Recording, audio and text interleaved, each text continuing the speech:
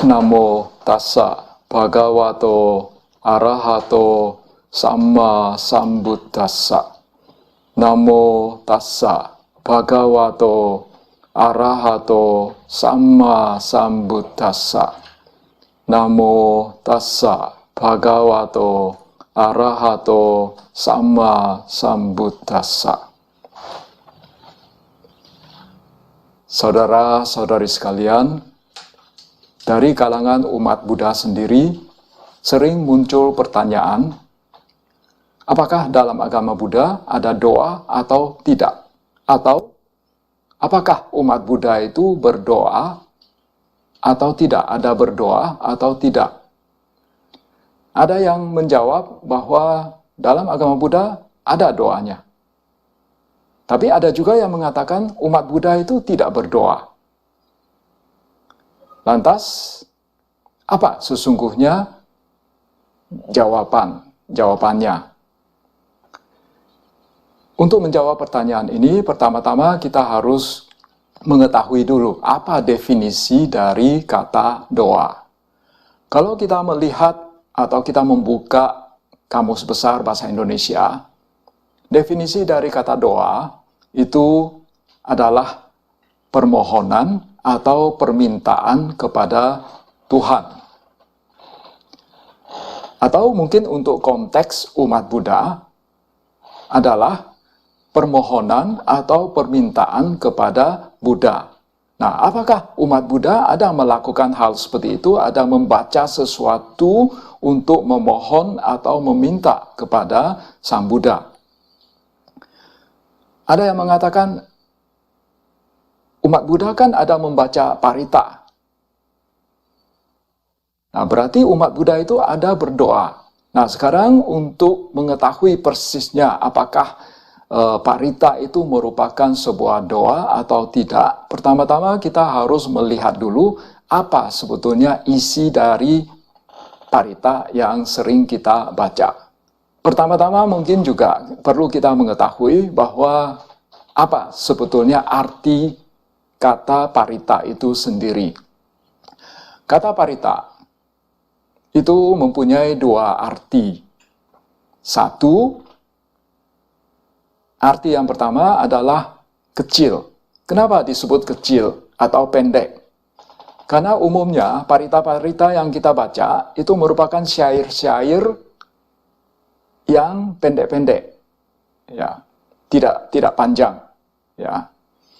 Misalnya parita yang sering kita baca, misalnya Karania Metta Sutta, Manggala Sutta, Khanda Parita dan lain sebagainya, itu semuanya ya boleh dikatakan dibandingkan sama sutta-sutta yang lainnya itu relatif jauh lebih pendek.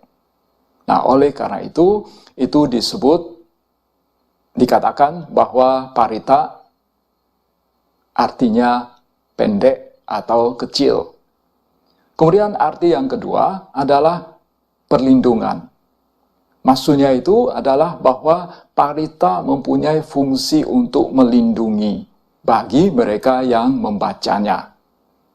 Jadi sekali lagi bahwa kata parita mempunyai dua arti, satu pendek karena syair-syair yang ada di dalam parita itu umumnya pendek-pendek. Kemudian arti yang kedua adalah perlindungan, karena bagi mereka yang membaca parita itu katanya ya bisa menghasilkan efek perlindungan. Nah, sekarang kita lihat parita-parita yang kita baca apa saja. Jadi biasanya yang pertama-tama kita baca adalah penghormatan kepada Sang Buddha. Misalnya Namo tassa bhagavato arahato samma sambuddhassa. Nah, itu merupakan penghormatan. Kemudian biasanya kita baca lagi tisarana.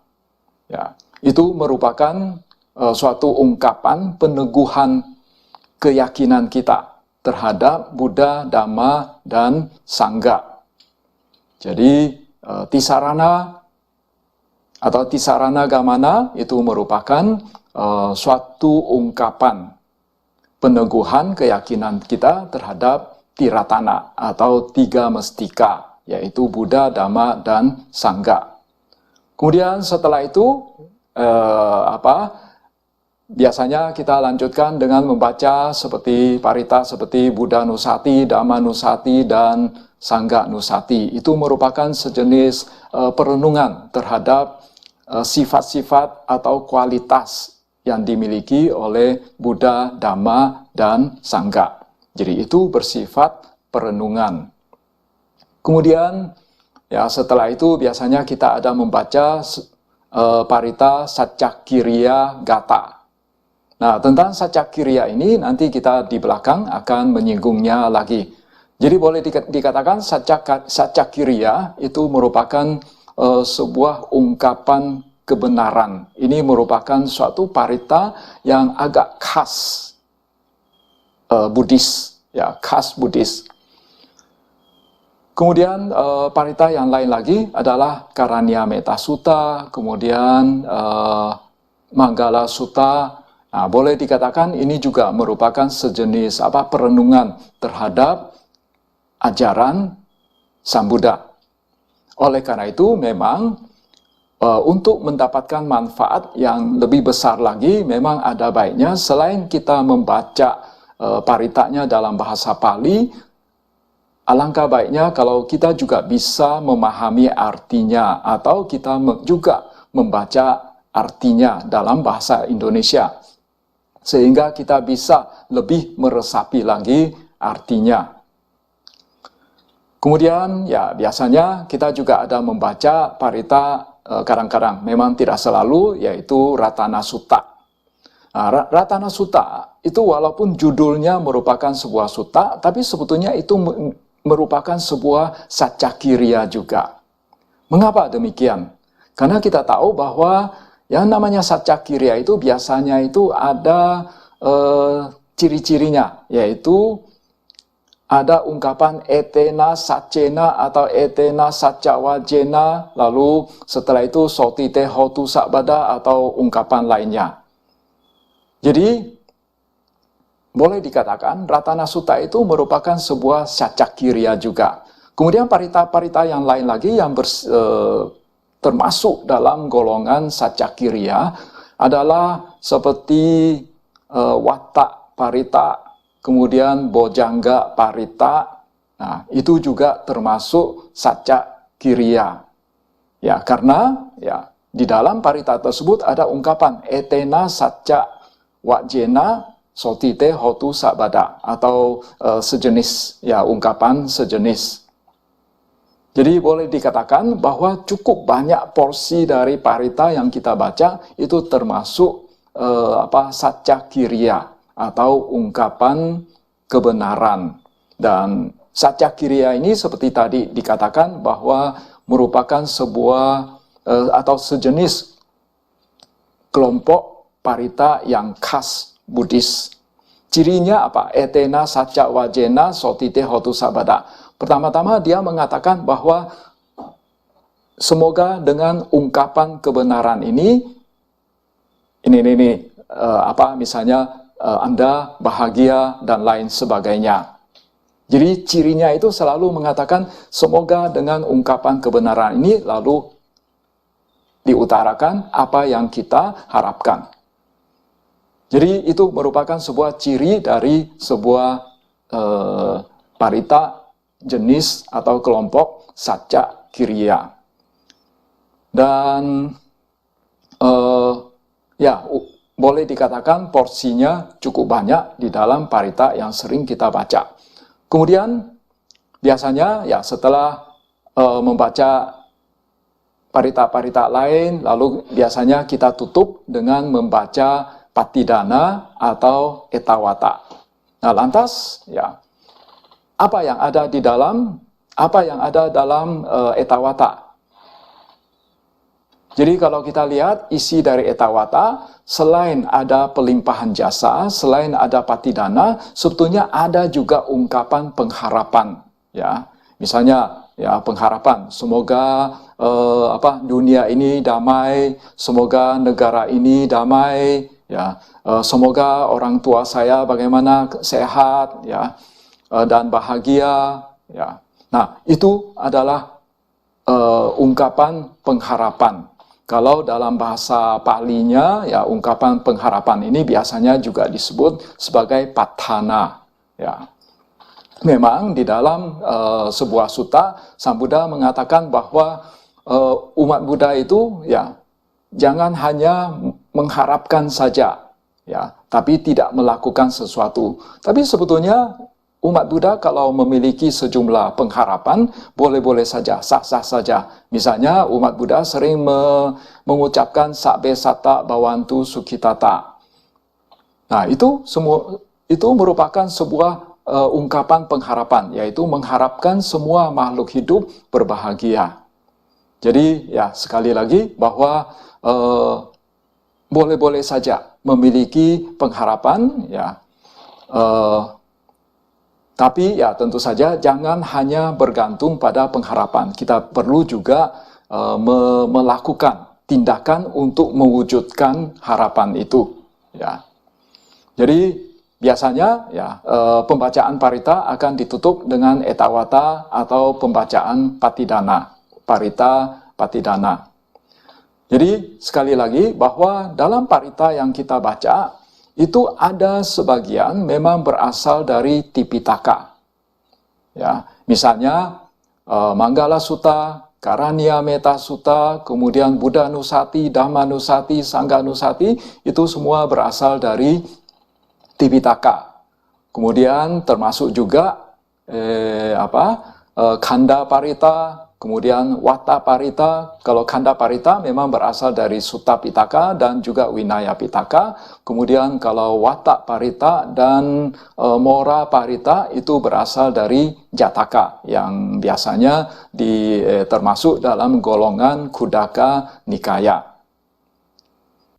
Kemudian ada sebagian lagi ya parita yang kita baca itu memang buatan belakangan.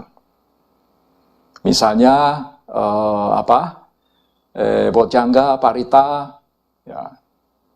Kemudian Parita Patidana, lalu Etawata. Ya, walaupun sebetulnya di dalam Etawata ada juga sebagian kutipan dari Sutta Pitaka. Misalnya Idang wo nyatinang hotu sukita hontunya tayo. Nah, itu berasal dari Tirokuda Sutta. Tapi sebagian besar itu adalah buatan belakangan. Nah, kembali ke tentang Saccakiriya.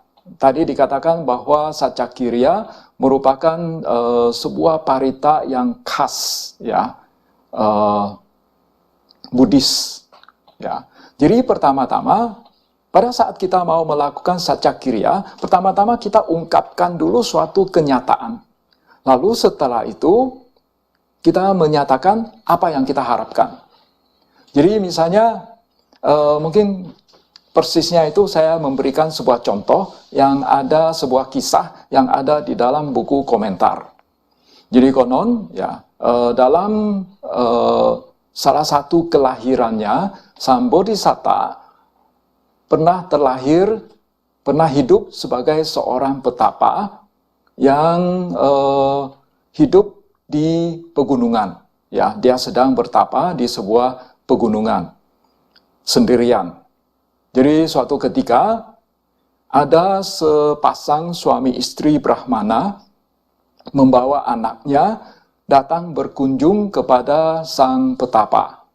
Kemudian waktu itu kedua suami istri Brahmana itu mereka berbincang-bincang dengan sang petapa di tempat tinggal dari petapa tersebut, di pondok yang ditinggali oleh petapa tersebut. Kemudian anak dari kedua suami istri Brahmana ini itu dia bermain di tempat yang agak jauh di pekarangan dari pondok itu. Jadi waktu itu anak itu sedang bermain gasing. Lalu suatu saat gasingnya itu masuk ya ke dalam sebuah lubang di dalam tanah.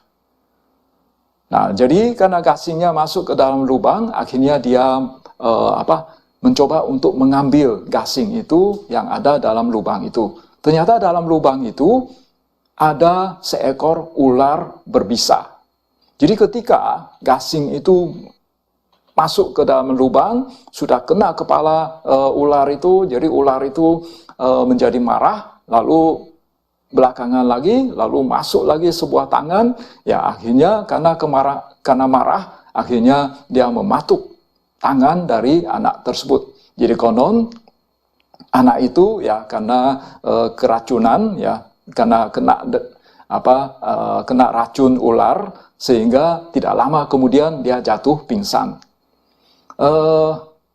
Pingsannya sang anak itu tak lama kemudian diketahui oleh suami istri Brahmana itu. Lantas mereka cepat-cepat ya menggendong anak yang telah pingsan itu karena keracunan ular. Lantas mereka menghadap ke sang petapa. Lalu mereka memohon kepada sang petapa, ya petapa, tolonglah anak saya, tolonglah beri obat kepada anak saya atau membaca mantra untuk anak saya. Lantas sang petapa mengatakan, oh saya tidak paham tentang obat-obatan, saya pun tidak paham bagaimana membaca mantra-mantra untuk menolong anak Anda. Tapi saya bisa mengucapkan saja kiriya, saya bisa mengucapkan ungkapan kebenaran. Lantas, ya sambil memegang anak itu, ya konon pada saat itu dia mengucapkan, saya ini sudah bertapa selama 50 tahun. Ya, jadi pada saat itu sang petapa dia sudah berusia 70 tahun. Jadi dia mengucapkan, saya sudah bertapa selama 50 tahun. Tetapi selama bertapa 50 tahun ini, saya hanya merasakan kebahagiaan selama hanya 7 hari saja. Semoga dengan ungkapan kebenaran ini, ya, anak ini sembuh dari racun ular. Ya, lantas setelah itu konon ya racun ular dari yang ada dalam tubuh anak tersebut konon mulai sedikit memudar. Ya, tapi belum sampai membuat anak ini sembuh total, pulih total. Nah, lantas sang petapa memalingkan wajahnya memalingkan wajahnya ke arah sang bapak dari anak tersebut, yaitu sang Brahmana. Lantas dia mengatakan, sekarang giliran Anda mengucapkan saja kiriya, mengucapkan ungkapan kebenaran. Lantas bapaknya, ya konon pada saat itu, dia juga sambil memegang anak itu, lantas dia mengucapkan, saya ini orangnya pelit. Ya, saya tidak suka berdana. Tetapi karena dalam keluarga saya sudah merupakan sebuah tradisi untuk memberikan sumbangan kalau ada orang yang datang minta sumbangan. Oleh karena itu, saya tetap kasih walaupun tidak rela. Semoga dengan ungkapan kebenaran ini anak saya sembuh dari racun ular. Nah, lantas setelah sang bapak mengucapkan saja kiriya, dia berpaling ke sang istri. Ya, lantas mengatakan, sekarang giliran Anda untuk mengucapkan saja kiriya. Nah, waktu itu sang istri mengatakan, saya memang mempunyai sebuah ungkapan kebenaran, tetapi rasanya tidak enak mengucapkannya di depan kalian. Lantas waktu itu sang bapak mengatakan, oh tidak apa-apa, ucapkan saja di depan kami. Ya. Lantas sang ibu, ya konon sambil memegang sang anak, lantas mengucapkan, saya ini, sang ular telah mematuk anak saya sehingga anak saya keracunan. Saya benci, saya tidak suka terhadap sang ular. Demikian pula terhadap suami saya. Semoga dengan ungkapan kebenaran ini, anak saya bisa terbebas dari racun ular. Jadi konon setelah sang ibu mengucapkan itu, jadi setelah ada 3 orang yang mengucapkan Satyakiriya itu, lantas konon sang anak menjadi siuman kembali, bebas dari racun ular. Ya, jadi itu salah satu contoh yang ada di dalam buku komentar yang mengisahkan ya bagaimana orang mengucapkan Satyakiriya.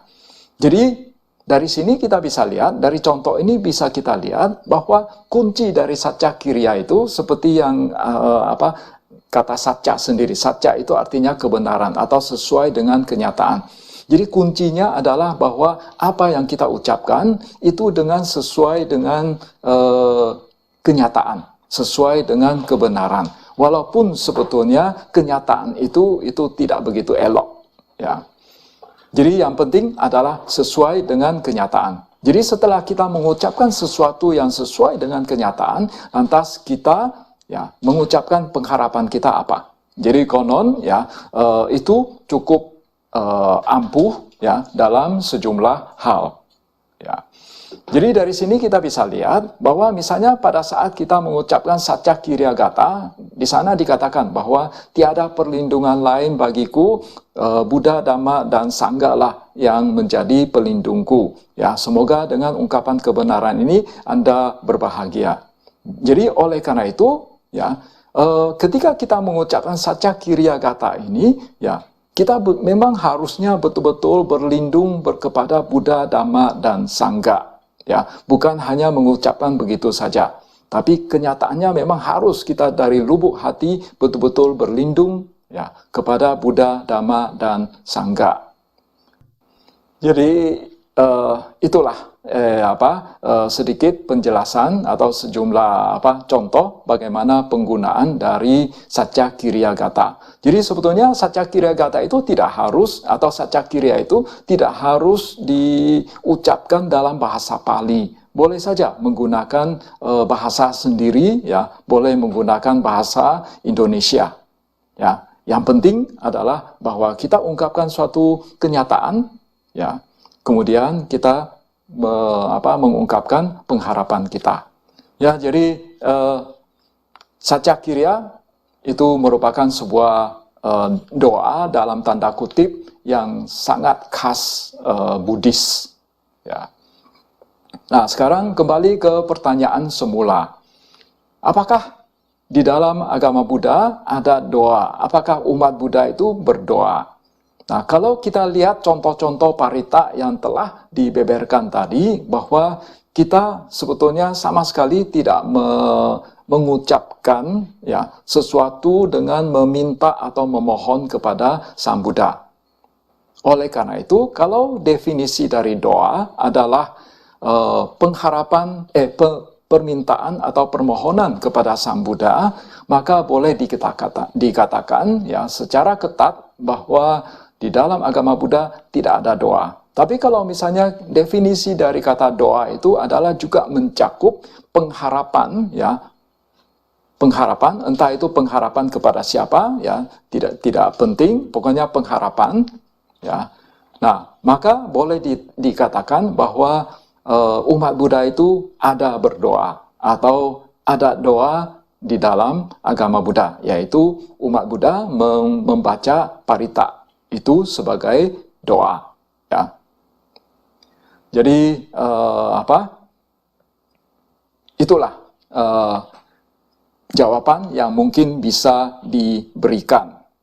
Kemudian ada juga pertanyaan yang berikut, yaitu apakah kalau kita membaca parita itu akan selalu mencapai sasarannya, atau apakah selalu manjur begitu, ya? Misalnya kita sedang sakit atau ada orang lain yang sedang sakit begitu. Nah, kalau kita baca parita, apakah itu selalu akan membuat orangnya sembuh atau tidak? Nah, itu menurut Milinda Panha, sebuah kitab yang ditulis ya dalam bahasa Pali, itu memang tidak termasuk Tipitaka, dalam kelompok Tipitaka, ya, tapi itu termasuk salah satu kitab yang cukup penting di dalam agama Buddha juga. Nah, di dalam Milinda Panha dikatakan ada 3 faktor yang mempengaruhi manjur tidaknya sebuah pembacaan parita. Pertama-tama adalah keyakinan. Jadi kalau misalnya kita membaca parita dengan penuh keyakinan, maka dikatakan ya itu parita itu ya bisa mencapai sasarannya. Ya. Kemudian yang kedua, faktor yang kedua yang mempengaruhi itu adalah kamma. Maksudnya itu gini. Jadi kita membaca parita misalnya dengan tujuan untuk kesembuhan dari seseorang, dari penyakitnya. Nah, jadi ini bergantung juga kamma dari orang tersebut. Nah, kalau misalnya kamma dari orang tersebut itu mengharuskan orang tersebut bahwa dia itu memang sudah saatnya untuk meninggal, atau dia harus mengalami penderitaan dari penyakitnya itu, maka walaupun ya kita membaca parita berhari-hari, berjam-jam, tetap tidak akan ada manfaatnya. Oleh karena itu, ya yang bisa kita lakukan, ya kita berupaya saja. Kita mencoba membaca parita, ya siapa tahu, ya kammanya bisa membuat dia menjadi sembuh. Pembacaan parita ini itu bisa membuat dia menjadi sembuh. Kemudian faktor yang ketiga adalah konsentrasi. Jadi kalau misalnya kita bisa membaca parita dengan konsentrasi, dengan penuh konsentrasi, ya bebas untuk sementara pada saat itu bebas dari kotoran batin, maka dikatakan bahwa pembacaan parita kita itu akan lebih besar kemungkinan untuk manjur atau memberikan manfaat kepada orang yang kita tuju. Ya. Jadi 3 faktor ini, yaitu pertama adalah keyakinan, yang kedua adalah kamma dari orang tersebut, lalu yang ketiga adalah konsentrasi. Jadi kalau kita bisa membaca parita dengan konsentrasi, ya itu akan bisa memberikan manfaat yang lebih besar. Kemudian mungkin kita juga sering mendengar di masyarakat bahwa ada sejumlah orang ya setelah membaca parita ya penyakitnya sembuh. Kalau kita mau menjelaskan secara rasional, ya mungkin kita bisa jelaskan seperti ini, bahwa ketika kita membaca parita atau ketika kita sering membaca parita, maka batin kita pada saat kita membaca parita itu, batin kita itu diliputi kedamaian. Ya, batin kita diliputi oleh kedamaian, dan kita tahu bahwa ada sejumlah penyakit itu disebabkan oleh karena batin kita itu sedang mengalami depresi atau batin kita itu sedang sakit. Oleh karena itu, kalau kita sering baca parita dan kita mendapatkan kedamaian dari pembacaan parita itu, ya tentu saja efeknya adalah bahwa penyakit kita yang disebabkan oleh batin kita yang sedang sakit itu bisa menjadi sembuh. Karena batin kita yang semula sakit itu mendapatkan kedamaian, dan dari sana efeknya adalah penyakit kita menjadi sembuh. Misalnya awalnya karena stres lalu menjadi sakit mah, atau mendapatkan penyakit fisik yang lainnya yang karena disebabkan oleh batin, maka kalau kita sering membaca parita, ya penyakit-penyakit seperti itu tentu saja bisa sembuh, ya. Tapi tentu saja ya tidak semua penyakit itu bisa disembuhkan dengan pembacaan parita. Oleh karena itu ya idealnya adalah di samping kita membaca parita, kalau misalnya kita sakit, ya di samping kita membaca parita, kita tetap perlu ke dokter untuk pengobatan. Itulah jawaban yang bisa kami berikan terhadap pertanyaan apakah di dalam agama Buddha ada doa atau tidak, atau umat Buddha berdoa atau tidak.